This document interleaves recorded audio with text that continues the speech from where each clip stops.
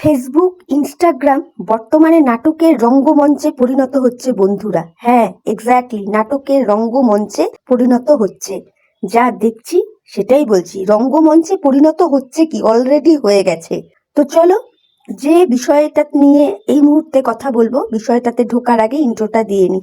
Hello friends, welcome back to my channel. আশা করি তোমরা প্রত্যেকে ভালো আছো, আমিও ভীষণ ভালো আছি। তোমরা সকলেই জানো বন্ধুরা, ইউটিউব বলো, ফেসবুক বলো, সমস্ত জায়গাতেই এখন রন এবং তার দিদির পারিবারিক একটা কেচ্ছা বিষয়কে নিয়ে যথেষ্টভাবে চর্চা হচ্ছে, তাই না? আর যেহেতু রন, প্রীতি এরা ভাইরাল ফেস, সুতরাং তাদের ছোট ছোট ভিডিও ক্লিপসও খুব তাড়াতাড়ি ভাইরাল হয়ে যায়। তো সেই জায়গা থেকে গতকাল রাত্রিবেলা জানতে পারলাম রনের দিদি নাকি স্লিপিং ট্যাবলেট খেয়েছে, খেয়ে সে সুইসাইড অ্যাটেম্প করেছে।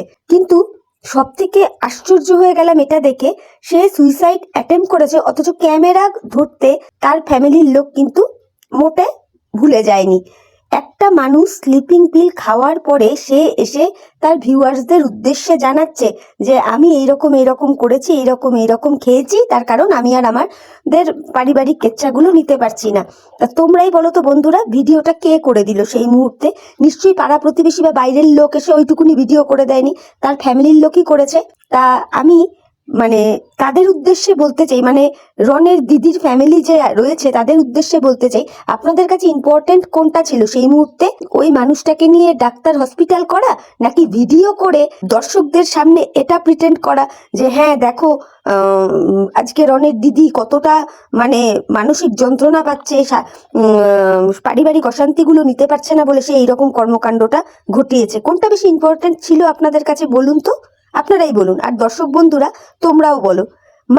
এরা ভাবে কি, এরা মানুষকে যা বোঝাবে, যা দেখাবে, মানুষ সব বিশ্বাস করবে, মানুষ সবটাই বুঝে যাবে।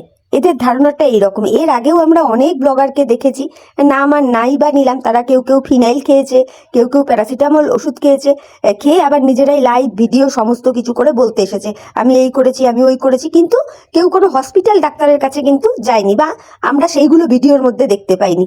আশ্চর্য না? তো এই ক্ষেত্রে রনের দিদির বেলাতেও দেখলাম সে নাকি স্লিপিং পিল খেয়েছে, খেয়ে সে দর্শকদের জানাতে আসছে যে পারিবারিক অশান্তি সে আর নিতে পারছে না, সেই জন্য সে এই স্টেপটা নিয়েছে। কিন্তু তাকে সুস্থ করার দিক অপেক্ষা তার ফ্যামিলির লোক মানুষকে জানানোতে বেশি ইন্টারেস্টেড ছিল। তো এই জায়গা থেকে কি ধরে নেব যে সম্পূর্ণটাই হচ্ছে পয়সা ইনকামের জন্য এই রকম নাটক? বলতে বাধ্য হচ্ছি, যে বাড়িতে এই ধরনের কর্মকাণ্ড কেউ ঘটাবে না, বা যেই মানুষটা খোদ এই ধরনের কর্মকাণ্ড ঘটাবে, যে স্লিপিং পিল খেয়ে সুইসাইড অ্যাটেম্প করার মতন একটা স্টেপ নেবে, তার মাথায় তখন এগুলো আসবে না যে ক্যামেরা করে দর্শকদের জানাতে হবে। আর দর্শকরা জেনে কি করবে? ভিউয়ার্সরা জেনে এই ক্ষেত্রে কি করবে? এটা তো আপনাদের পারিবারিক কেচ্ছা, আপনারাই তুলে এনেছিলেন সোশ্যাল মিডিয়ায়, সেটা তারপর জানাজানি হয়। আপনারা যদি না জানাতেন নিশ্চয়ই সোশ্যাল মিডিয়ার মানুষজন আপনাদের বাড়ি গিয়ে জেনে আসতো না, তাই না? এটা বলতে বাধ্য হচ্ছি। তাহলে ভিউয়ার্সরা কি করবে? প্রথম কথা, এটা ঝামেলা হলো আপনাদের পরিবার নিয়ে, আপনাদের ফ্যামিলির ভেতরে, আপনি, আপনার মা বাবা, তারপরে আপনার ভাইয়ের বউকে নিয়ে। রনের দিদির উদ্দেশ্যে বলছি। তাহলে ভিউয়ার্সদেরকে জানিয়ে কি হবে এই ক্ষেত্রে? এইভাবে কি আরো ভাইরাল হতে চাইছেন যে এইসব করে সোশ্যাল মিডিয়ায় ভিডিও দেই, তাহলে তো রাতারাতি এইগুলো ভাইরাল হবে? এমনিতেই ভাইরাল ফেস, আপনারা জানেন এইসব দেখলে মানুষ এগুলো নিয়ে কন্ট্রোভার্সি করবে, এতে আপনাদের ভিউজও বাড়বে, ইনকামটাও আরো বেশি হবে। এগুলো কি নতুনত্ব ইনকাম করার আরো এক একটা পন্থা নাকি? এছাড়া আর কি বলবো বলুন তো? এছাড়া তো আর অন্য কোনো কথা মাথায় আসছে না। যেহেতু আপনি অন্তত ভালো করে জানেন আপনার ভাই এবং ভাইয়ের বউ একটা ভালো রকমের জায়গায় রয়েছে সোশ্যাল মিডিয়াতে এবং একটা ভালো ইনকাম করে, আপনিও হয়তো চাইছেন ওদেরকে টেক্কা দিয়ে বা ওদের মতন ইনকাম করতে। তো সেই জায়গাটায় পৌঁছানোর জন্য, নিজের চ্যানেলকে গ্রো করার জন্য, সেটা ইউটিউব হোক, ফেসবুকের পেজ হোক, যাই হোক, সমস্ত কিছুকে আরো ভাবে গ্রো করার জন্যই কি এই ধরনের কর্মকাণ্ডগুলো করলেন? তা শুনেছিলাম তো আপনারা তো কেস ফেসও করেছিলেন আপনার ভাইয়ের এগেনস্টে। তাই না? যেখানে আপনার মা বাবা আপনাকেই সাপোর্ট করেছে, অনেক কিছুই তো করলেন। তাহলে এইসব স্লিপিং ট্যাবলেট না খেয়ে নিজের সপক্ষে দুটো কথা বলতেন।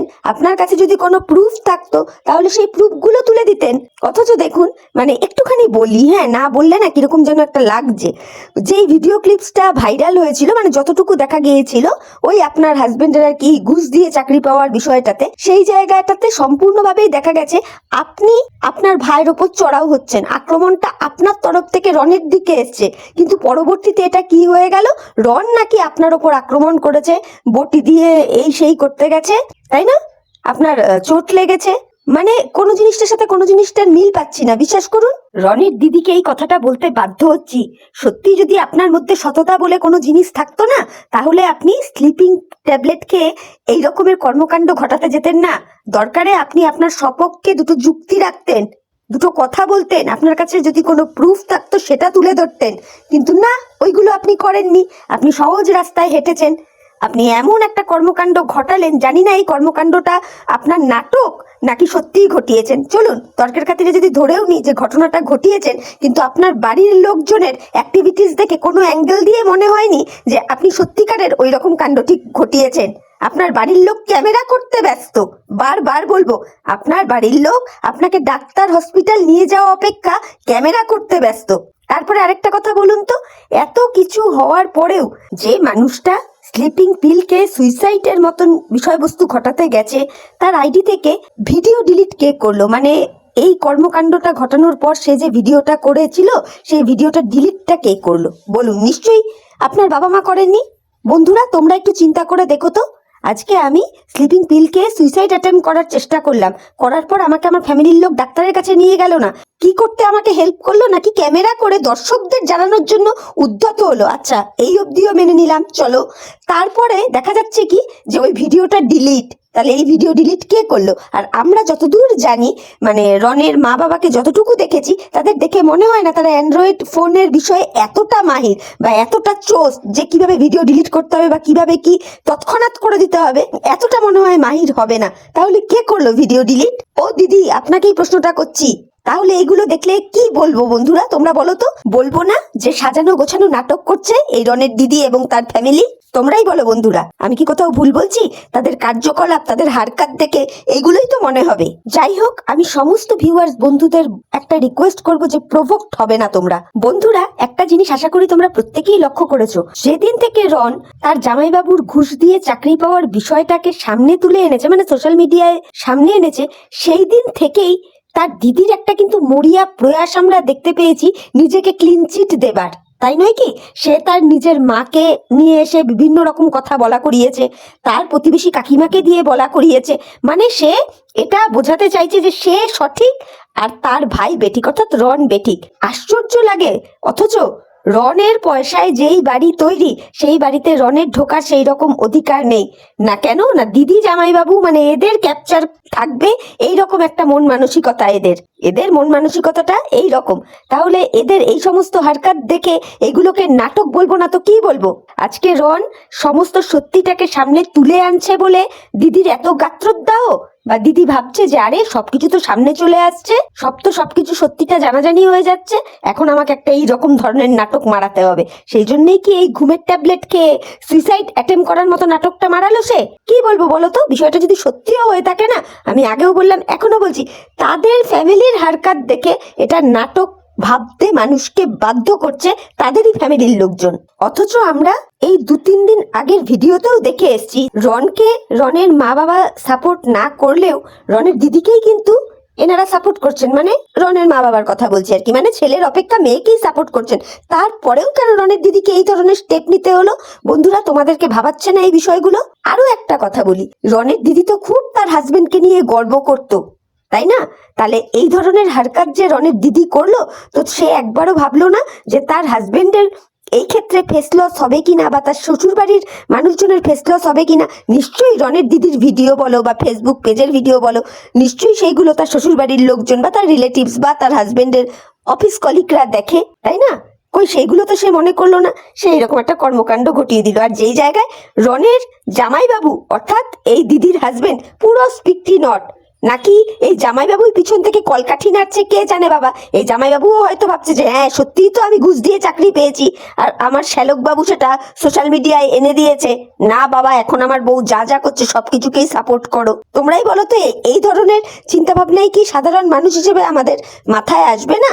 এগুলোই তো আসবে। তো বন্ধুরা, ভিডিওটা আর আমি বড় করবো না। ভিডিওটা শেষ করার আগে জাস্ট আর দু চারটা কথা বলবো। জানো তো, এক এক টাইম আমার মনে হচ্ছে কি, এই যে রনের মা এত যে মেয়েকে সাপোর্ট করে কথা বলছে, কেন জানো তো? কেন কি প্রত্যেকটা মাই চায় যে তার মেয়ের শ্বশুর বাড়িতে যেন কোনো প্রবলেম না হয়, তার মেয়ে যেন তার শ্বশুর বাড়িতে ভালো থাকতে পারে।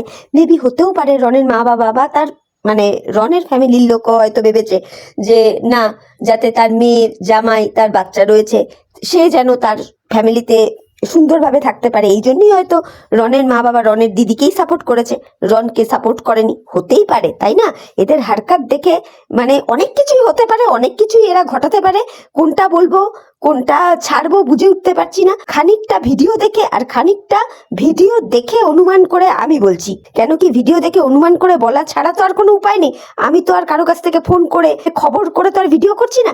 যেটা আমার ব্যক্তিগতভাবে মনে হচ্ছে সেইগুলোই তোমাদের সামনে জাস্ট তুলে ধরছি। তোমরাও একটু এই বিষয়গুলো চিন্তা ভাবনা করে দেখো যে আমি ঠিক বলছি কি ভুল বলছি কথাগুলো, তাই না? কারণ প্রত্যেকটা মাই চায় তার মেয়ে যেন তার শ্বশুর বাড়িতে ভালো থাকে। তো সেই দিকটা চিন্তা করেই হয়তো রনের মা বাবা রনের দিদিকে, জামাইবাবুকে সাপোর্ট করে যাচ্ছে, রনকে সাপোর্ট না করে, তাই না? তবে একটা জিনিস এখান থেকে প্রমাণিত যে এরা ভীষণ ভাবে ক্যামেরা কনসাস। মানে এদের বাড়িতে কেউ ওষুধ খেয়ে মৃত্যুর সঙ্গে পাঞ্জা লড়লেও এরা আগে ডাক্তার কবিরাজ করবে না, এরা আগে ক্যামেরা করবে। মানে দর্শকদেরকে জানানোতে এরা মাহির, এটা বলতে আমি বাধ্য হচ্ছি। বাকি বিষয়টা বন্ধুরা, তোমরা প্রত্যেকে শিক্ষিত মানুষ, তোমরা বুঝে নিও। আমি আর ভিডিওটা বড় করছি না। এমনি প্রায় 11-12 মিনিটের ভিডিও হয়ে গেল। একটু ধৈর্য ধরে আমার কথাগুলো শুনো। আমার শরীর এখন অনেকটাই ভালো আছে, আর হয়তো অল্প কটা দিন লাগবে পুরোপুরি সুস্থ হতে। সুস্থ হলে একদম সামনে এসেই ভিডিও করব। তো চলো, এই সমস্ত নাটকবাজি দেখতে দেখতে না মানে চুপ করেও থাকতে পারি না, আবার মানে মনে হয় যে দূর এদেরকে পাত্তাও দেবো না, কিন্তু পাত্তা না দিয়েও উপায় হয় না গো। এটাই হচ্ছে আসল কথা। তো যাই হোক, চলো ভিডিওটা এখানেই রাখছি। ভিডিওটা আর বড় করছি না। তোমরা আমার কথাগুলো একটু মনোযোগ সহকারে শুনে দেখো যে আমি কোথাও কোনো কিছু ভুল বললাম কিনা। যদি ভুল বলি অবশ্যই তোমরা রেকটিফাই করে দিও, আমি নিজেকে রেকটিফাই করার চেষ্টা করব, এইটুকু বলতে পারি। তাহলে এখনকার মতো বিদায় নিচ্ছি বন্ধুরা। নতুন একটা কন্ট্রোভার্সি ভিডিওর সাথে আবার দেখা হয়ে যাবে। ততক্ষণ প্রত্যেকে আমার সাথে থেকো, পাশে থেকো, সঙ্গে থেকো। আর আমার ভিডিও শুনে ভালো লাগলে অবশ্যই লাইক, কমেন্ট, শেয়ার আর সাবস্ক্রাইব করে আমার চ্যানেলের পাশে থেকো। Tata, bye, love you all.